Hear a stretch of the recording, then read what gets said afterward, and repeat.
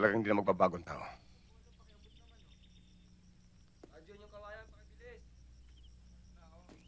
Oscar. Sa'yo ko binibigay ang mission to. Ikaw ang papatay kay Congressman Jimenez. Bakit ko siya papatayin? Walang dahilan para patayin ko siya. Hindi pa ang sariling kaaway lamang ang dapat patayin. Kundi lahat ng tao na gumagawa ng masama sa kapwa. Lahat ng masamang damo ay dapat bunutin sa lupa. Isa yan sa patakaran ng organisasyon na dapat sundin ng bawat kasapi.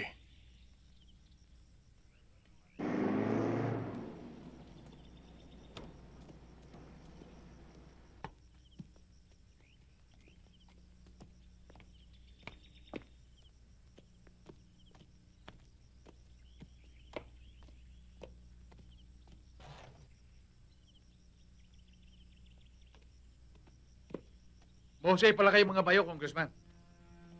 Teka nga muna. Ngayon lang kita nakita. Sino nagpasok sa rito? Kayo.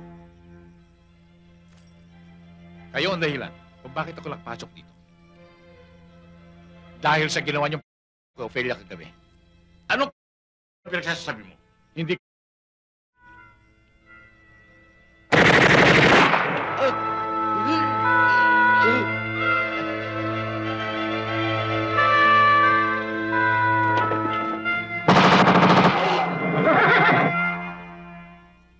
Buntis ako, Eseng. Kailangan magkausap kami ni Oscar. Alam kong hindi siya makakapunta rito. Kaya dalhin mo nila ako sa kanya. Hindi ko alam kung nasan siya ngayon, Lucing. Hindi na kami nagkita mula noon. Pati ba naman sa akin magkakaila ka pa? Alam ko naman ikaw lang kaibigan niya dito. Totoong sinabi ko sa iyo, Lucing. Teka, si attorney. Baka si attorney ang... Hindi totoong attorney yun. Kasamahan mo siya. Nakikiusap ako sa iyo. Sana pinagkailan mo na lamang ako kay Lucing.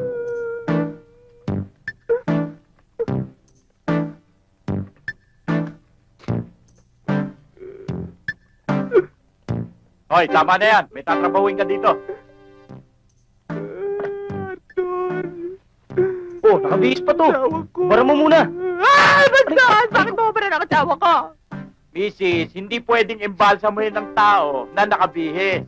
Bakit ikaw nakabihis ka pa? Ayos ka, suyo muna yung mga gamit mo dito.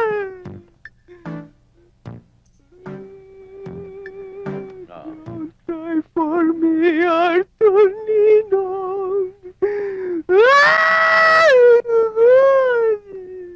Madonna, huwag mo masyadong lakasan, nabibingi ako. Sorry, Peron. Yung luha mo, maitim. Ano bang eyeliner ang ginamit mo dyan? Uling ho.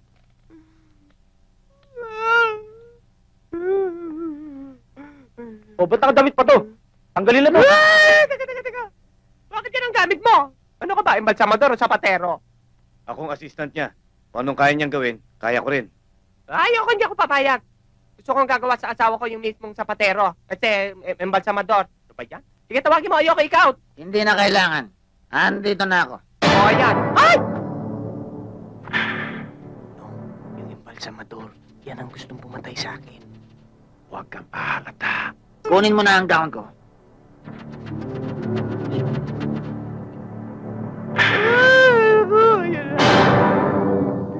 Mrs., nakikiramay po ako sa inyo. Bless you. Oh, bakit hindi pa tinatanggalan ng damit ito? Eh, ayaw ho ni Mrs.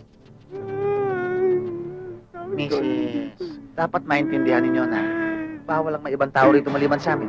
Mas lalo kapag may embalsamuhin. Ayoko. Hindi ako alis dito. Hindi ko iiwan ang kasama ko to. Sige na, Mrs., lumabas na kayo. Ayoko. Sige na. Ayoko. Sige na sa akin!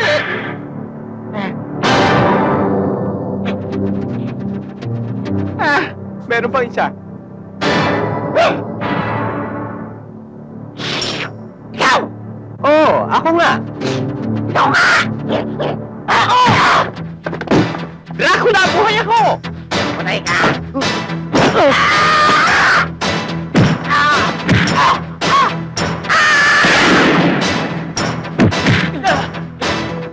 Maporma ka, ha? Eto, mapormalin.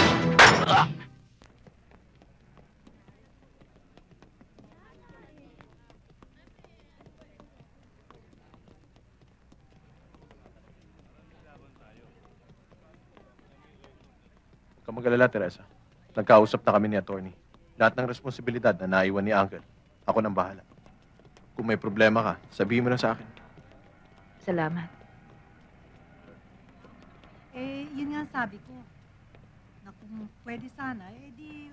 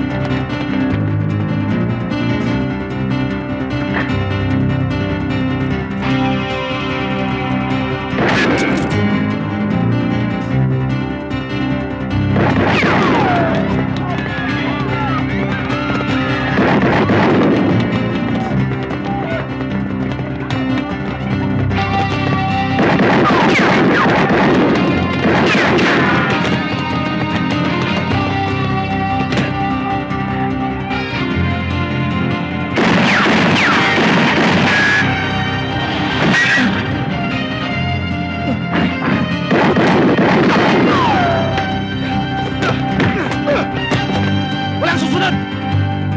Pare, may babae sa loob!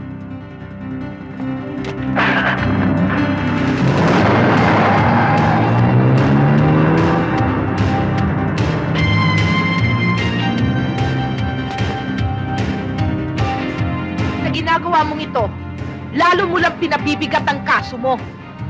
Alam kong ginagawa ko. Kung ano man ang plano mo, huwag mo kong idamay. Tumakas ka mag-isa. Pwede ba? Ibaba mo na ako dito. Kailangan kita, Teresa. Alam ko na frame up lang ako dito. Hanggat hindi lumalabas ang katotohanan, hindi kita ihiwalay sa akin.